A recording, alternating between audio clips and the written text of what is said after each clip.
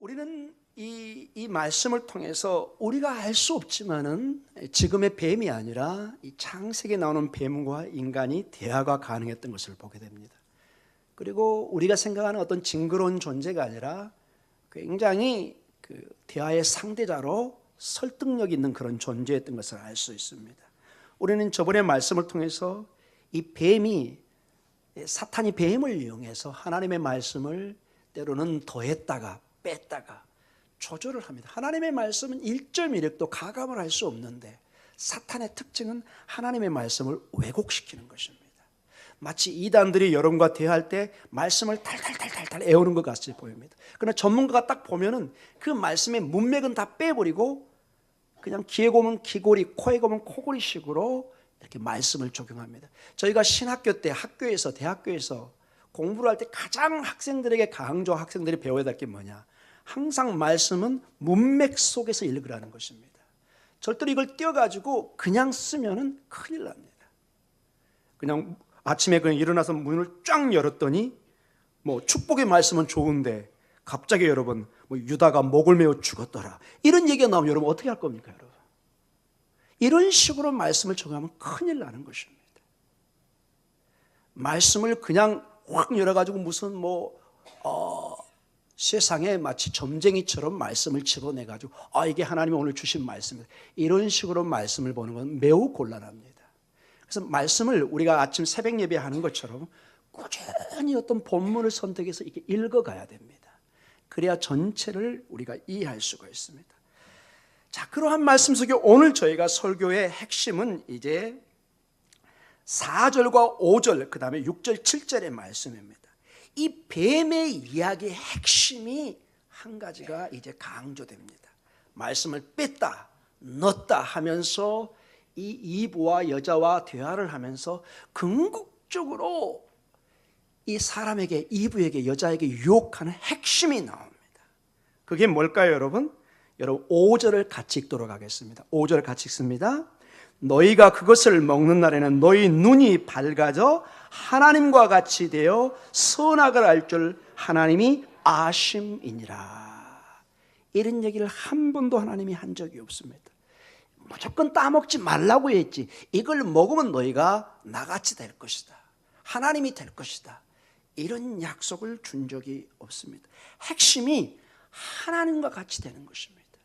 여러분 우리 인간의 모든 역사를 봐보십시오. 우상이나 모든 종교 결국 인간이 어느 경지에 이르기를 소망하죠? 신의 영역에. 요즘 스포츠 잘하는 사람을 뭐라고 그러죠? 무슨 느님 뭐 이름 붙이죠 여러분.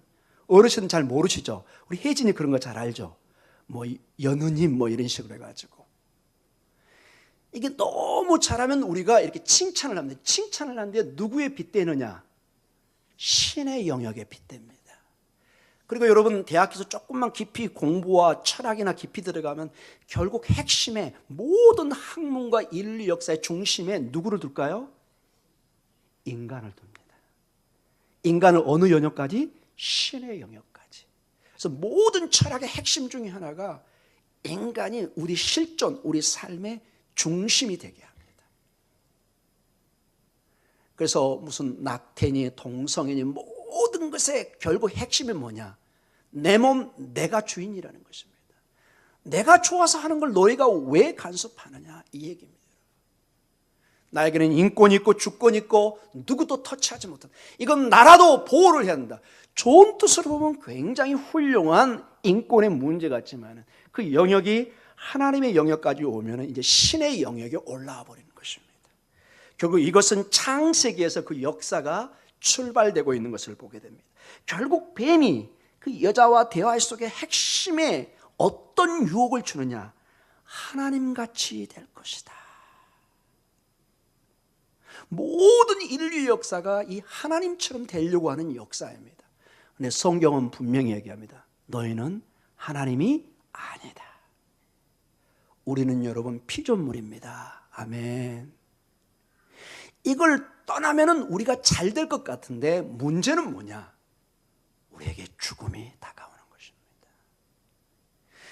이 영역을 떠나서 신의 영역에 이르면 우리가 잘 되면 좋은데 이게 세상 말로 쪽박을 차는 것입니다. 고기가 물을 떠나서 마음대로 살 것 같은 자유가 주어지는 것 같지만 물을 떠나는 순간부터 그 고기는 무엇을 고민해야 되느냐? 죽음을 고민해야 되는 것입니다. 하나님의 영역을 떠나면 우리가 자유를 얻을 것 같고 마치 우리가 신처럼 변할 것처럼 보이지만 그 순간부터 우리는 죽음을, 아픔을, 실패를, 베드로와 같은 인생을 고민해야 되는 것입니다.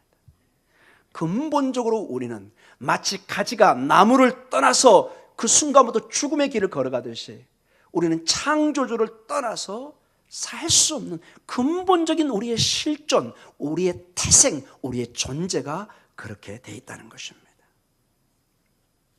자, 하나님같이 된다. 5절을 다시 보면은 눈이 밝아져 이렇게 나와 있습니다. 이 첫 번째 거짓말의 죄는 결국 우리가 이 영적으로 하나님처럼 되는, 즉 눈이 밝아진다고 얘기합니다. 모든 것을 볼 수, 여러분 눈이라는 게 뭐죠? 세상을 다 이렇게 보는 창이잖아요. 눈이 감기면 아무것도 볼 수 없는 하나의 상징적 영적인 문제인 거죠. 굉장히 그럴싸하게 들립니다. 매우 황홀하고 유혹적인 유혹입니다. 하나님같이 된다. 얼마나 여러분이 인간이 사모하는, 여러분 모든 동화나 역사, 진시황을 들어보십시오. 그들이 추구했던 게 뭐예요? 신처럼 불로 장생하는 거잖아요. 죽고 싶지가 않습니다. 여러분 주변에 보면은 많은 사람이, 교회도 마찬가지고 죄름을 매우 힘들어하는 분이 있습니다. 왜냐? 이 땅의 삶이 너무 행복합니다. 돈이면 모든 것이 된다고 생각하는 사람은 여러분 깊은 내면에 주님 기다리지 않습니다. 여러분 성령을 무슨 장난도 아니고 뭐 수십 번에 수천만 원, 수억을 들어가면서 결국은 후회합니다. 자기의 고유의 아름다움을 잃어버립니다. 여러분 인간은 신의 영역, 미든 건강이든 우리의 영원한 생명이든 영혼과 자꾸 비교해서 하나님 없이 갈 때는 반드시 부작용이 따라오게 되어 있습니다. 죄의 유혹에 빠지게 되면 하나님의 금지 명령이 마치 먹지 말라는 그 얘기가 이것처럼 들립니다. 내가 어디로 오르고 싶습니다. 꼭 하고 싶습니다. 근데 꼭 하나님이 그거 하지 마, 이렇게 간섭하는 것처럼 보입니다. 늘 불만입니다. 왜 하나님은 내가 좋아하는 것을 그렇게 하지 말라고 할까? 어렸을 때 생각이 납니다. 잔디에 들어가지 마세요. 꼭 몰래 한번 들어갔다 나옵니다. 이게 심리가, 이게 재성이 나오는 것이죠. 내가 마치 이부처럼 손만 뻗으면 따먹을 수 있는데 하나님은 따먹지 말라고 그럽니다. 저는 솔직히 그래서 이 본문을 옛날에는 이렇게도 봤습니다. 참 하나님 조금 그렇다. 따먹지 못하게 좀 높게 좀 만들어 놓셔야지. 왜 손에 닿게 해놓고 따먹지 말라고. 어떻게 보면 참 인간적으로 보면 너무 가깝게 있어요. 손만 뻗치면 이렇게 따먹을 수 있는. 저희도 옛날에 그 시골에 감나무라든지 사과나무 있을 때 얼마나 그 따먹기 쉽습니까? 이렇게 옆에 있을 때. 그러나 그 따먹으면 안 되죠. 곤란하죠. 그 다음에 이 5절을 보면은 이 거짓말의 죄는 또한 도덕적 윤리의 자율권을 주는 것처럼 보여줍니다. 여기 5절에 보니까 선악을 알 줄 하나님이 아심이니라. 선악, 즉 옳고 그름을 이제 내가 판단하게 됩니다. 내가 인생의 모든 도덕적인 기준을 세워서 내가 하나님처럼 이게 선하고 이게 그르고 모든 이 지혜를 내 기준으로 세울 수 있는 것처럼 이렇게 유혹을 줍니다. 얼마나 유혹적입니까, 여러분? 여러분 인간에게 있어서 자율권을 뺏어가는 것처럼 힘든 게 없습니다. 그게 소위 말해서 노예가 되는 것입니다. 우리가 노예나 외국의 지배를 힘들어하는 것이 우리의 주권을 뺏어가기 때문에 그렇습니다. 우리가 하고 싶은 일을 우리가 마음대로 못하면 항상 허락을 받든지 누구의 광요나 눈치를 봐야 됩니다. 인간은 근본적으로 이걸 싫어하게 되어 있습니다. 차라리 내가 길거리에서 구걸하고 말지 누구의 노예로 산다는 건 사람들이 굴욕으로 여길 때가 많습니다. 그런 면에서는 이게 좋긴 하지만 그러나 하나님과 우리의 관계는 이거는 생명의 문제이기 때문에 다른 차원의 문제입니다. 그런데 오늘 뱀이 이 이브에게 너에게 도덕적인 자율권이 있다. 이제 하나님의 얘기 안 들어도 된다. 이렇게 얘기합니다. 선악을 알게 하는 것을 네가 결정할 수 있다 얘기합니다. 얼마나 유혹적이고 황홀한 약속입니까? 그녀가 원하는 대로 마음대로 살 수 있다는 것입니다. 얼마나 이 듣기에 좋은 소리처럼 보이고 유혹적입니다. 내 마음대로 내 인생을 살 수 있다. 너무너무 여러분 우리가 추구하는 인생처럼 보입니다. 물론 우리에게는 큰 자유가 필요합니다. 누구도 우리를 가둘 수는 없습니다. 정말로 내 인생 my way, 내 인생 내가 살아가는 것입니다. 그러나 거기까지입니다, 여러분. 그것이 하나님의 뜻을 어기고 내 인생을 고집해 가면은 거기에는 우리에게 영광이 있는 것이 아니라 생명이 있는 것이 아니라 죽음이, 패망이 있는 것을 우리는 알게 됩니다. 오직 하나님의 길에만이 하나님의 생명의 길, 구원의 길, 영혼의 영생의 길이 있는 것을 말씀하십니다. 주님은 그래서 말씀하십니다. 내가 곧 길이요 진리요 생명이다. 나로 말미암지 않고는 누구도 아버지께로 올 자가 없다고 말씀하십니다. 자, 그들은 특별히 이분은 하나님으로부터 독립된 도덕적 선언을 선언한 것과 마찬가지입니다. 여기 보면 이제 아담도 같이 먹고 이거 동참하는 거죠. 이 아담의 죄를 제가 심각하게 또 곧 묻도록 하겠습니다. 그들의 행동을 이렇게 추측해 보면 얘기할 수 있습니다. 이렇게 볼 수도 있죠. 우리는 하나님께서 우리에게 무엇이 옳고 그른지를 판단하는 권한을 명령하는 것을 허락하지 않고, 이제 더 이상 하나님이 이거 해라 십계명처럼 우리를 명령하는 그런 것이 아니라 대신에 우리 스스로 윤리적 판단을 하겠다. 이것이 선악과를 따먹은 가장 결정적인 그 원인 중에 하나인 것도 볼 수 있습니다. 그것이 연장선에 그 모든 동성애와 여러 가지 환경 문제, 정치적인 모든 문제에 마치 우리 운명이 우리의 결정에 달려 있는 것처럼 보입니다. 그렇게 보입니다, 여러분. 세계 열강의 각축이라든지 여러 가지 환경의 문제라든지 모든 것이 우리 결정으로 결정되는 것처럼 보이지만 여러분, 성경은 분명히 합니다. 우리가 계획할지라도 그 길을 인도하신 이는 여호와 하나님이십니다. 궁극적으로 모든 우리의 역사와 우리의 모든 것을 이끌어 가시는 분은 하나님이십니다. 역사의 드라마를 적어 가시고 결론을 끌고 가 계시는 그 하나님의 주권을 바라보는 여러분의 은혜가 있기를 간절히 기도합니다. 우리 그리고 오늘 이제 핵심 내용의 6절로 들어갑니다. 우리 6절 같이 읽습니다. 여자가 그 나무를 본즉 먹음직도 하고 보암직도 하고 지혜롭게 할 만큼 탐스럽기도 한 나무인지라 여자가 그 열매를 따먹고 자기와 함께 있는 남편에게도 주매 그도 먹은지라. 자, 6절에는 드디어 대화가 끊어집니다. 어떤 말도 없습니다. 이 6절은 순전히 이브의 생각입니다. 근데 놀랍게 이 6절은 5절과 긴밀하게 연결되어 있습니다. 5절에 유혹이 주어졌습니다. 누구처럼 된다고요? 하나님처럼. 그 유혹을 받은 다음에 선악과를 보는데 선악과가 이제 달리 보이기 시작합니다. 평범했던 돌처럼 보였는데 저게 금덩어리야. 이제 마음에 생각이 듭니다. 저거 누가 가져가야 되겠지? 내가 가져가야 되겠다. 이렇게 생각이 드는 것입니다. 평범했던 그 물건이 이제 내 욕심의 대상이 됩니다. 내가 차지해야 되는. 선악과가 평범해 보이는데 이 선악과가 하나님처럼 된다는 큰 유혹의 대상으로 보니까 이제 보는 눈, 모든 관점이 변하기 시작합니다. 더 이상 뱀도 없고 이브 혼자 남겨져 있습니다. 이제 이브의 생각이 있는데 여기 본문에 보면 약 3가지의 변화가 일어납니다. 6절을 여러분 보면서 한번 같이 보도록 하겠습니다. 여자가 그 나무를 본즉 먼저 뭐 하죠? 먹음직하고. 자, 이렇게 보니까 안 그래도 먹고 싶었는데 더 맛있게 보이는 것입니다. 즉 입맛이 끌립니다. 입맛, 신맛, 단맛, 이 육체적인 혀가 지금 막 놀래기 시작합니다. 여러분, 배고픈 사람, 먹고 싶은 사람 앞에 이 입에서 침이 나오기 시작한 사람, 그 사람 못 말립니다. 반드시 주셔야 됩니다. 자, 유혹 가운데 이 선악과를 보니까 이제 막 입에 침이 돌기 시작합니다. 입맛이 끌립니다. 먹음직하게 보입니다. 그러니 이 손이 안 가게 생겼습니까, 여러분? 그 다음에 뭐라고 보이죠? 보암직하고.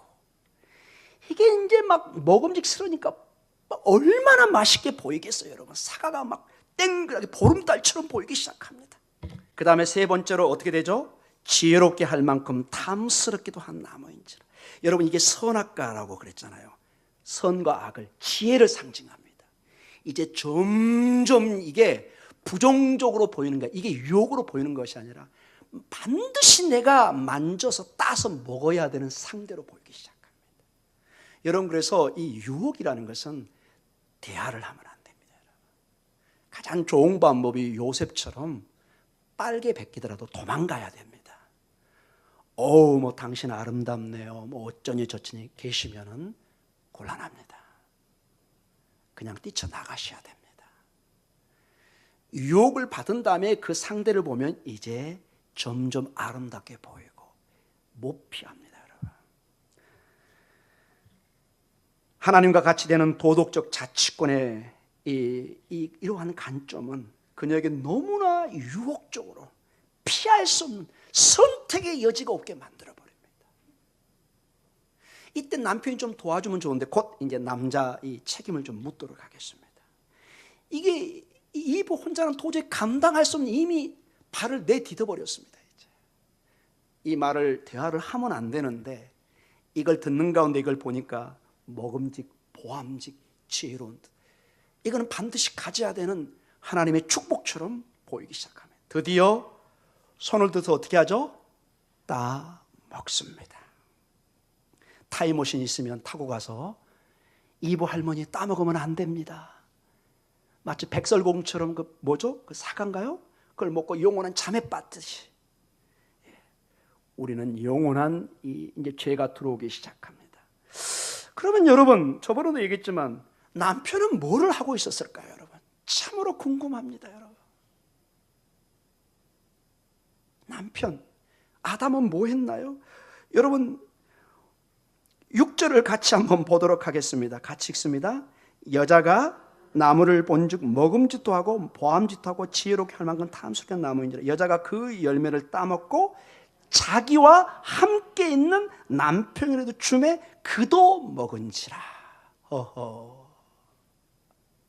여기 함께 옆에 누가 있었던 거예요?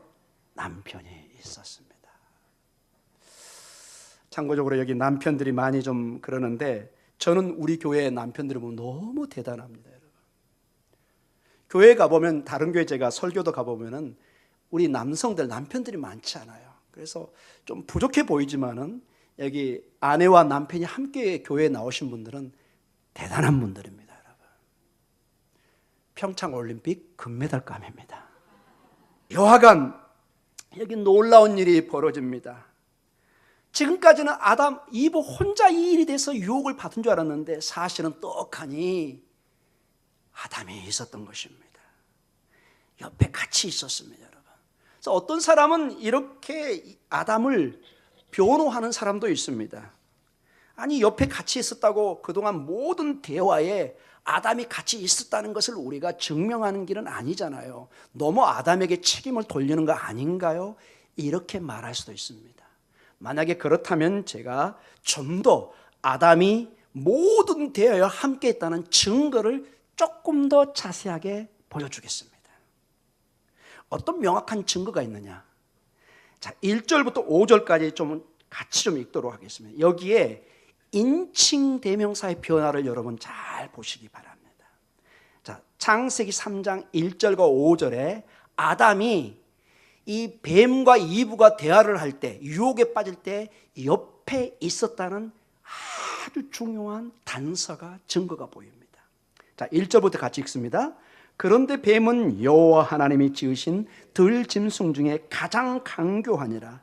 뱀이 여자에게 물어 이르되 하나님이 참으로 너희에게 동산 모든 나무의 열매를 먹지 말라 하시더냐. 2절에 여자가 뱀에게 말하되 동산나무의 열매를 우리가 먹을 수 있으나. 3절에 동산 중앙에 있는 나무의 열매는 하나님의 말씀에 너희는 먹지 말고 만지지 말라 너희가 죽을까 하노라 하셨느니라. 4절 뱀이 여자에게 이르되 너희가 결코 죽지 아니하리라. 5절에 너희가 그것을 먹는 날에는 너희 눈이 밝아져 하나님과 같이 되어 선악을 알 줄 하나님이 아심이니라. 여러분 뭘 느끼셨나요? 1절부터 5절까지 전부 복수형입니다. 이건 히브리 원어도 명확합니다. 이브 너가 아니라 유가 아니라 유는 유인데 너희들입니다. 너희들. 이거는 복수형입니다. 아무도 부인할 수 없는, 즉 이브와 누가 있었다는 거죠? 아담이 함께 있었다는 결정적인 증거입니다. 이것은 사탄이 이브와 대화를 나눌 때 아담이 함께 동석하고 있었다는 분명한 증거 중에 하나입니다. 사랑하는 성도 여러분, 물론 아담은 뱀에게 먼저 속임을 유혹을 받지는 않았습니다. 그래서 사도 바울이 디모데 전서에 이렇게도 썼습니다. 디모데전서 2장 14절에 이런 말씀을 썼습니다. 같이 한번 읽어볼까요? 아담이 속은 것이 아니고 여자가 속아 죄에 빠졌습니다. 자, 이것을 언뜻 잘못 해석해 가지고 아담에게는 죄가 없고 이브 여자에게만 죄가 있다고 만약에 해석을 한다면 큰 오해라는 것입니다. 왜냐? 이 창세기 본문에는 아담이 직접적으로 먼저 유혹과 죄에 빠지는 죄는 안 졌지만은 옆에 있었습니다. 우리가 저번 주에도 이미 보았지만은 동산과 모든 피조물, 심지어 자기 아내까지도 지켜야 될 책임을 누구에게 줬죠? 아담에게 줬습니다.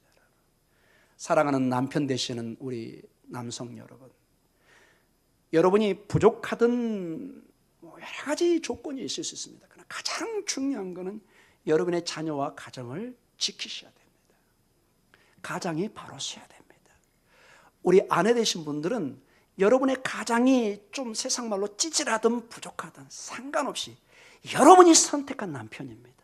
세우셔야 됩니다. 이럴 때 아멘이 나와야 되는데요. 요즘 자꾸 뭐 물리는 사람도 있긴 하던데 교회는 별로 안 좋아합니다. 그런 거. 교회는 한 번 선택을 매우 중시해야 합니다. 여러분이 선택한 그 하나님 안에서 선택한 그거는 여러분이 이제 책임을 지셔야 됩니다. 아내는 남편의 그 가장됨을 반드시 존중시켜줘야 됩니다. 사실은 이 이분은 조금 뭐 본문에 안 나와 있지만 이런 일이 있을 때 누구하고 먼저 상담을 해야 될까요? 남편에게 물어봐야 됩니다. 여보, 지금 이 뱀이 이렇게 얘기하는데 굉장히 유혹적이네. 당신 생각은 어때? 이 이분은 굉장히 21세기 여성 같습니다. 일은 다 저질러 놓고 나중에 남편에게 이렇게 할 수 있는. 그러나 무슨 이유를 떠나서 남편이 옆에 있으면서 그 모든 과정을 지켜보면서 간섭하지 않았다.